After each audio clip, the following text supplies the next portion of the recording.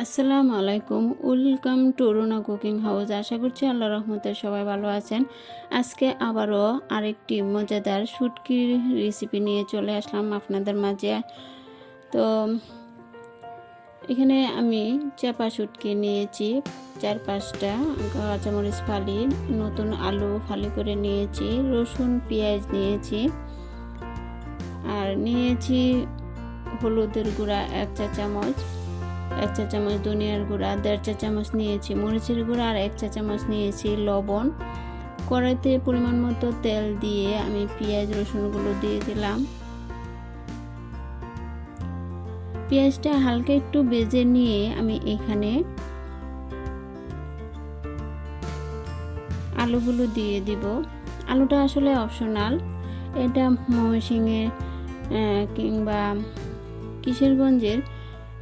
কিশোরগঞ্জের করিমগঞ্জের লোকদের হাতে আমি এই রান্নাটা খেয়েছিলাম। ওনারা এই শুটকি বোনাটাকে শুটকি লাড়া বলে। এটা আলু দেয় না, কিন্তু আমি আলুটা নিচে থেকে এমনিতে দিয়েছি।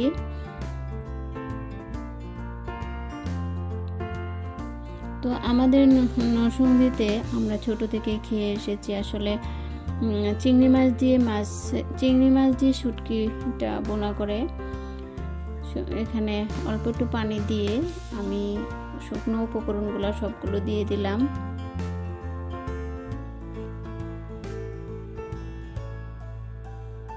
সব উপকরণ একসাথে একটু মিক্সড করে ঢাকনা দিয়ে ঢেকে আলুটা সিদ্ধ হওয়া পর্যন্ত রান্না করে নিব।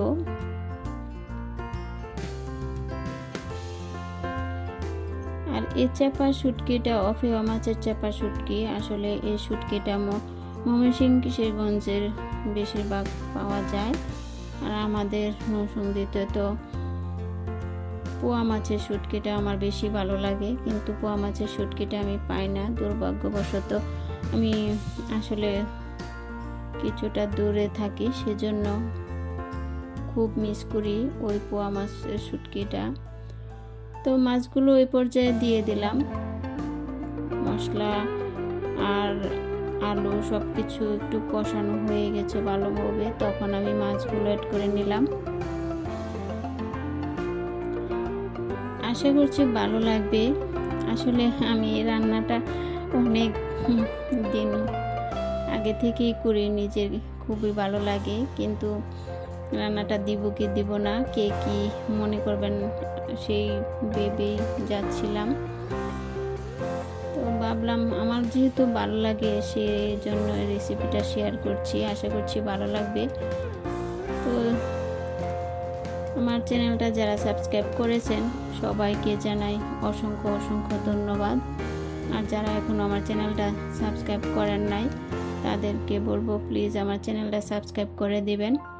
তো সব কিছু যখন এক পর্যায়ে একদম একটু কষা কষা হয়ে যাবে রান্নাটা, তখন আমি শুটকিগুলো দিয়ে দিব, দিয়ে একটু ডেকে দিব শুটকিগুলো।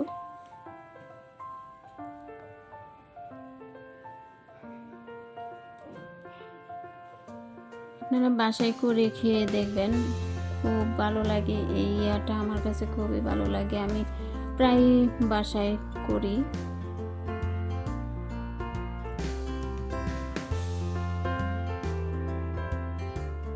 2-3 মিনিট ঢাকনা দিয়ে রান্না করার পর শুটকিটা এই পর্যায়ে নরম হয়ে যাবে, তখন উপর থেকে আমি আস্তে আস্তে করে একটু নেড়ে আমি কাঁটাগুলো বেছে নেব, শুটকির কাঁটাগুলো।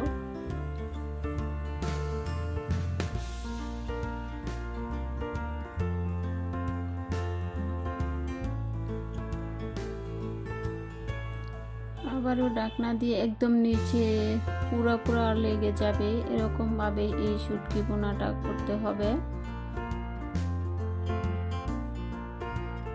আমি কিছু মাছও অ্যাড করে দিয়েছি। আমি যাদের হাতে এই রান্নাটা খেয়েছিলাম তারা তেলাপিয়া মাছের শুধু মাথা দিয়ে এই রান্নাটা করেছিল, খেয়ে আমার কাছে খুবই ভালো লেগেছে। তো রান্না প্রায় শেষের দিকে, এই পর্যায়ে ধনিয়া পাতা অ্যাড করে দিলাম।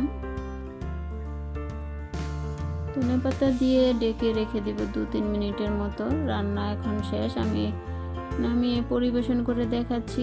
দেখেন কতটা লোভনীয় হয়েছে রান্নাটা, খেতে তো সেই দারুণ।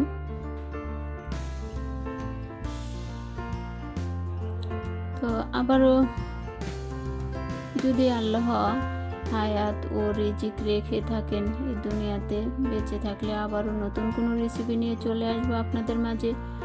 সেই পর্যন্ত সবাই ভালো থাকবেন, আর আমার ভিডিওটি দেখার জন্য সবাইকে অসংখ্য অসংখ্য ধন্যবাদ। আর আমার ভিডিওটি দেখে ছোট্ট একটা লাইক দিয়ে দিবেন। আল্লাহ হাফেজ।